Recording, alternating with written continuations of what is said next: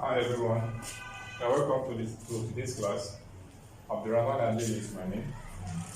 Now, in our last video, we talked about cost of equity, in which we see how we can determine the growth rate if we are not given a particular question.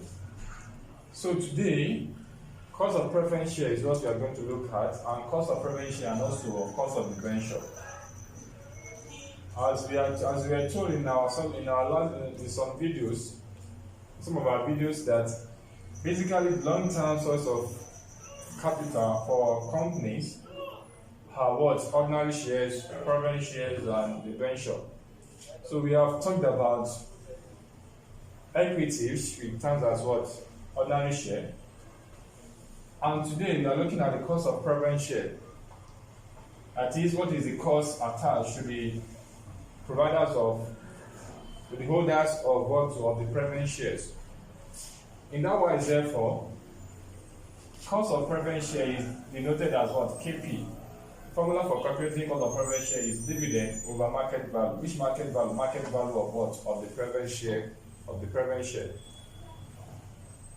So this one doesn't need us incorporating growth, because there is no growth in dividend of the preference shares. Dividend paid to the preference shareholders does not grow, as simple as that. So it has its own formula constant.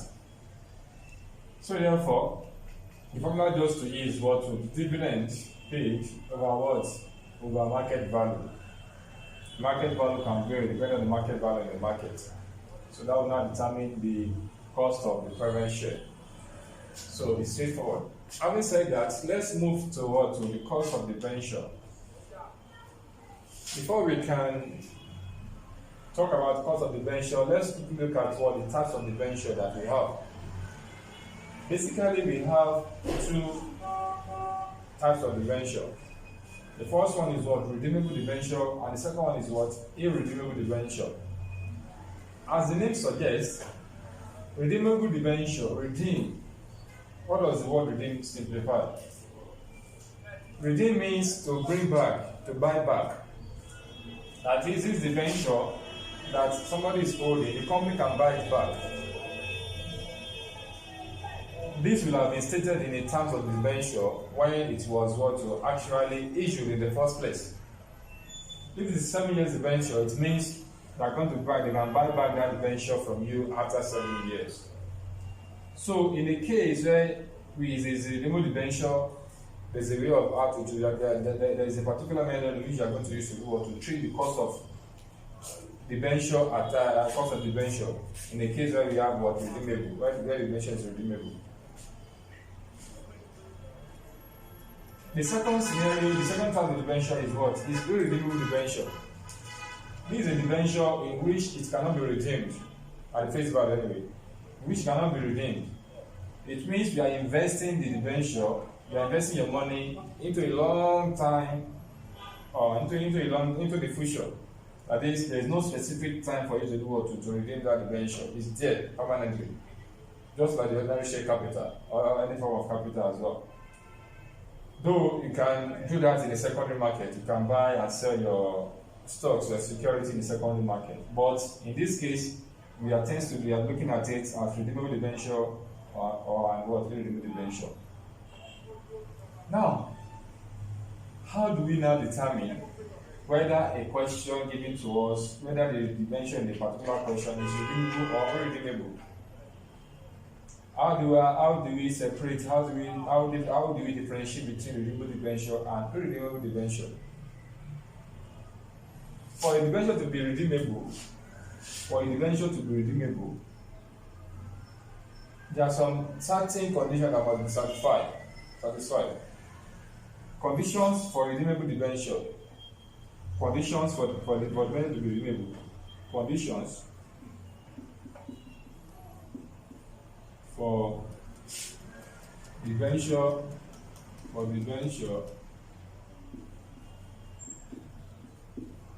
to be termed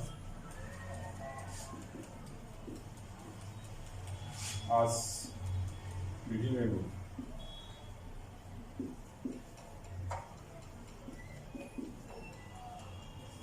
Okay. Number 1. There must be what? There must be date of purchase. Date of purchase. Date of purchase. 2. Date of redemption.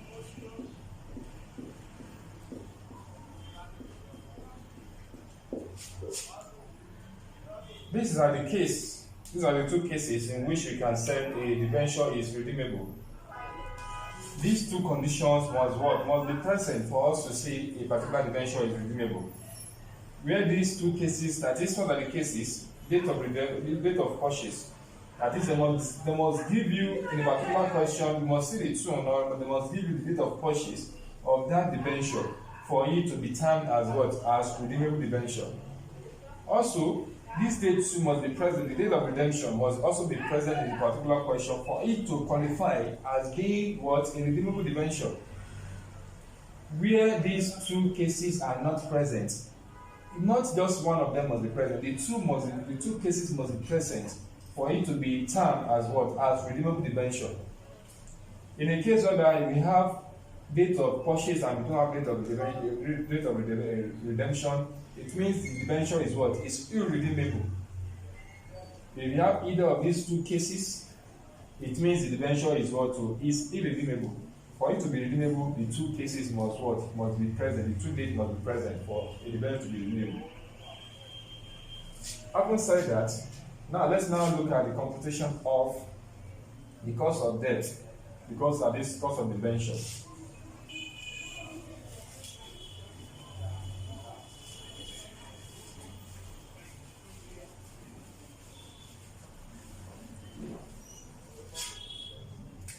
Cost of debenture.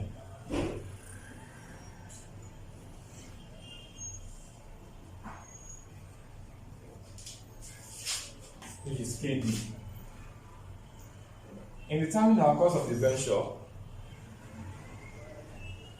we have two cases there as well. But one scenario is what? Where there is tax. Where there is tax.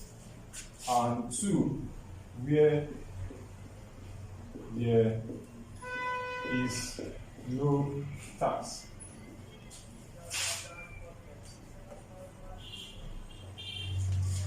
So, cost of debenture, for us to know the formula to use is to know where there is tax or there is no tax. What do I mean by that? You are given a tax rate in a particular question which you want to solve. There is a particular method in which you are going to use to determine your cost of debenture.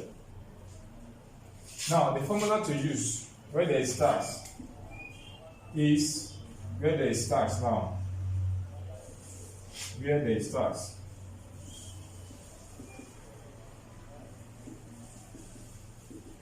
Is what KD is equal to I, open a bracket, 1 minus T. Close your bracket, everything about what? PD. Where high is equal to interest. Where T is equal to tax rate. And PD is equal to price of debt.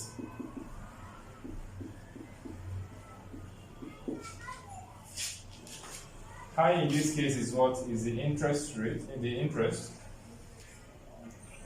And what? T is what? The tax rate. While PD is the what? The price of debt. So this is the formula to use where there is tax. But where there is no tax, where there is no tax,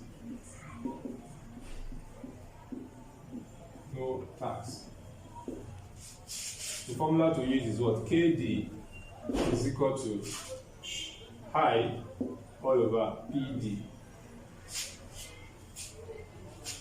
So this is where there is no tax, and this is where there is tax. So the tax here is what? To just input the tax rate given to you in that question. That's the price we're talking about here. When there's no tax, just say your interest over price of debt. You are going to get your cost of debt. Also, these two scenarios apply to what is applicable. These two scenarios are applicable. These two scenarios are applicable to the two type of debenture. Whether it's redeemable or irredeemable. Whether it's redeemable or irredeemable.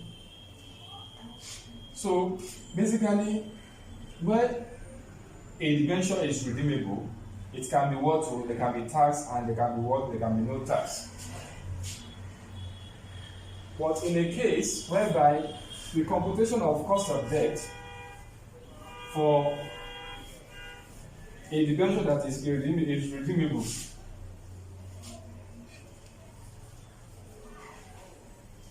for a redeemable debenture,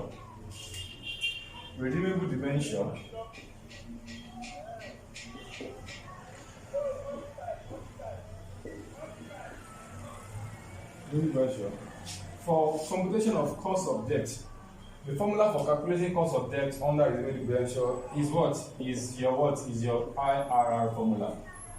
What is IRR? IRR means what? IRR means what? Internal rate of return. This is the formula you're going to use to calculate your cost of debt where the debenture is redeemable. They are giving us the scenario for us to determine where the debenture is redeemable. So we are going to use the IRR formula to calculate our cost of debt under where a debenture is redeemable. And our IRR formula is our KD is equal to A plus NPV positive NPV at the lower rate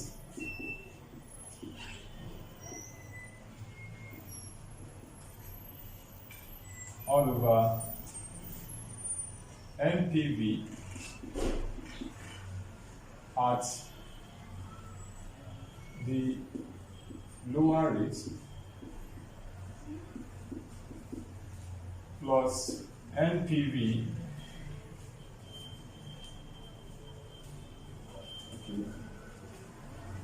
minus NPV at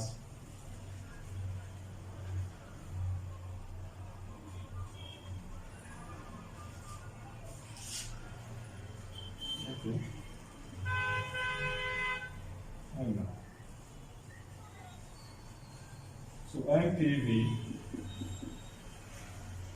at the lower rate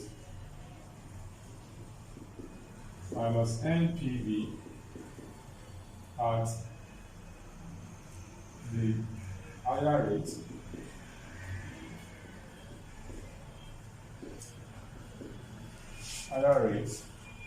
everything B, all this formula multiplied by what? B minus A. So you are going to set up your table to calculate the NPV at the lower rate. And what is NPV? NPV is equal to net present value.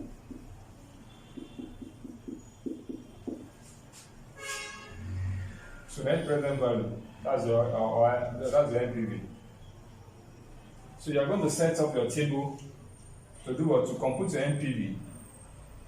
So the NPV you get at the lower rate will be at the top, while the NPV, this is the formula again, the NPV at the lower rate minus NPV at the higher rate.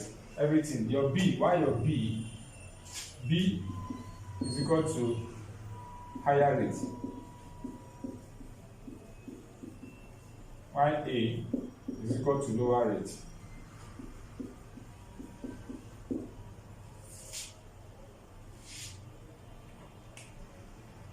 So let's stop here for today. So in our subsequent class, we shall expatiate more on on computation of IRR. which is what? Which is the computation of what? Cost of debt, where the debenture is redeemable. Thank you and watch out for the next video.